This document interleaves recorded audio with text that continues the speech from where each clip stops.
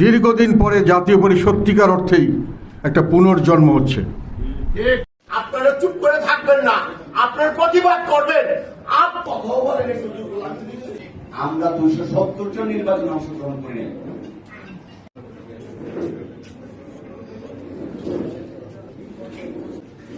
আজকে এমন একটি মুহূর্তে প্রত্যেকটি জেলা থেকে আমরা এখানে উপস্থিত হয়েছি। প্রত্যেকটা মুহূর্তে এরশাদ স্যার যখন বেঁচে ছিল তখনও আমরা খাওয়ার জন্য একটা গ্রুপ, বিশেষ করে ব্যারিস্টার আনিসুল ইসলাম মাহমুদ, উনি তার পরবর্তীতে আবার 2000 নিয়ে যে সে থেকে সাড়া দিয়ে আপনারা যেখানে উপস্থিত হয়েছেন চেয়ারম্যানের প্রতি আস্থা কম্প্রোমাইজ করে উনি জনগণের স্বার্থে কথা বলেছেন, যেখানে যেখানে অন্যায় হয়েছে অন্যায়ের কথা বলেছেন, শুধু অন্যায় প্রতিবাদ করেছেন।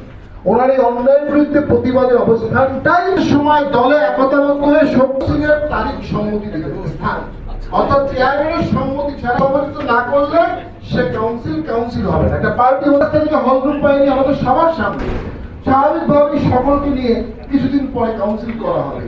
এর মধ্যে আমরা মনে করি আপনারা পাশে থাকলে জিএম কাদেরকে নিয়ে আমরা আন্দোলিত হবে জাতীয় পার্টি।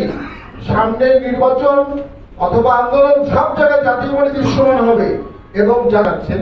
এই জন্য আমরা অবশ্যই আপনাদের প্রতি কৃতজ্ঞ এবং আমরা মনে করি আপনাদের সহযোগিতায় সকল অপপ্রয়াস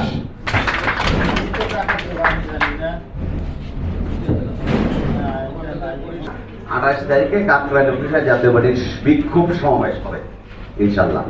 এ পর্যায়ে বক্তব্য রাখার জন্য অনুরোধ করছি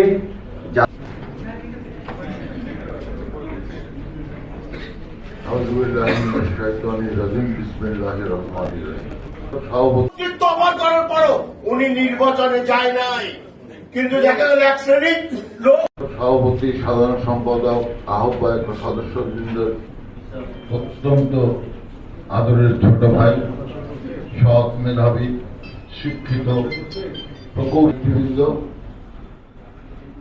সাবেক সফল রাষ্ট্রপতি মুরলী মনোহর শাহ,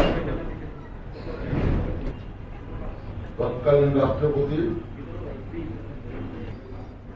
ক্ষমতা নেওয়ার জন্য মাসুলও জারি করে নির্বাচন দিয়ে তাদেরকে ফিরে যেতে চেয়েছিল। আমাদের নেতা, প্রিয় নেতা জিএম কাদেরের বিকল্প এই জাতীয় পার্টিতে নেই। জাতীয় পার্টি তার কিছু নাই, উনি আজীবন চেয়ারম্যান থাকবেন। আমার এবং চেয়ারম্যানের পক্ষ থেকে ধন্যবাদ।